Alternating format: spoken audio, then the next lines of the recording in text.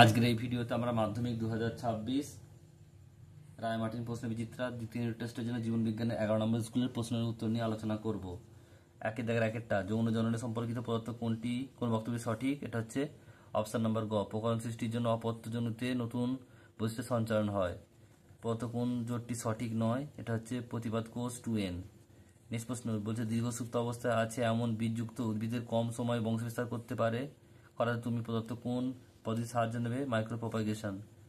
একটি সংকর মটর গাছের সঙ্গে একটি বিশুদ্ধ বেঁটে মটর গাছে সংকরায়ন করানো হলো। পরবর্তী প্রজন্মে কত শতাংশ উদ্ভিদ লম্বা হবে? 50%। পদার্থ বক্তব্য পড়ো এবং কোনটি সঠিক তা লেখো। এটা হবে অপশন নাম্বার খ। 2 আর 3 সঠিক। নেক্সট প্রশ্ন একটি বংশগত রোগের লক্ষণ যা কাটার স্থান থেকে অবিরাম রক্তক্ষরণ ঘটে। অস্থি সন্ধিতে অভ্যন্তরীণ রক্তক্ষরণে মস্তিষ্কে রক্তক্ষরণ এবং জীবনহানি। রোগটি কি? হিমোফিলিয়া। পদার্থ কোনটি লালনের বক্তব্য নয়? চাহিদা থেকে নতুন অঙ্গের উৎপত্তি। হচ্ছে মরু অঞ্চলে উদ্ভিদের অভিযোজনে সম্পর্কিত কোনটি বৈশিষ্ট্য সঠিক নয়? উটের কুঁজে প্রচুর পরিমাণে জল থাকে। হচ্ছে মেরুদণ্ডী প্রাণীদের হৃৎপিণ্ডের গঠন সম্পর্কিত পদার্থ কোন বক্তব্য সঠিক? মাছের হৃৎপিণ্ড একটি করে অলিন্দ নিলয় আছে, একে ভেনাস হৃৎপিণ্ড বলে। দুয়ের দাগের একেরটা বলছে দেখো ক্রোমোজোমের যে নির্দিষ্ট স্থানে জিন অবস্থান করে তাকে বলা হয় কি? লোকাস।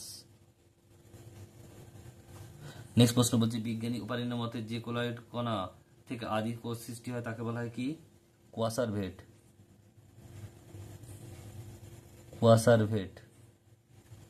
সত্য মিথ্যা বলছে ফুলের গর্ভ দণ্ড অংশটি বলছে আঠালো রোমশ হয় যা পরাগরেণুতে আটকাতে সাহায্য করে। সত্য না মিথ্যা? এটা হবে মিথ্যা। নেক্সট প্রশ্ন মটর গাছে ভিন্ন ভিন্ন জিনোটাইপ এবং একই ফিনোটাইপ সৃষ্টি হয়। এটা হবে সত্য। এরপর স্তম্ভ মেলাও। পাঁচে এটা জিনগত গঠন, এটা কি হবে? জিনোটাইপ। সিয়নটা কি হবে? গ্রাফটিং। মেরিচিপাসটা কি হবে? এটা হবে মায়োসিন যুগ।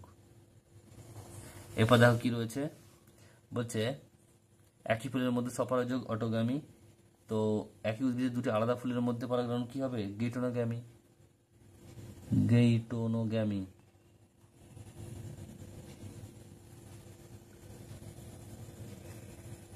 নেক্সট প্রশ্ন একটি স্কাউট মৌমাছিকে মৌচাকে ফিরে আসে ওয়াগাল নৃত্য করতে দেখা গেল ঘটনার সম্ভাব্য কারণ কি হতে পারে? দুটো লিখবে, একটা হচ্ছে খাদ্যের দিক বলতে পারে আর খাদ্য উৎস দূরত্ব 100 মিটারের বেশি, এই দুটো বলতে পারে, সম্ভাব্য কারণ হতে পারে।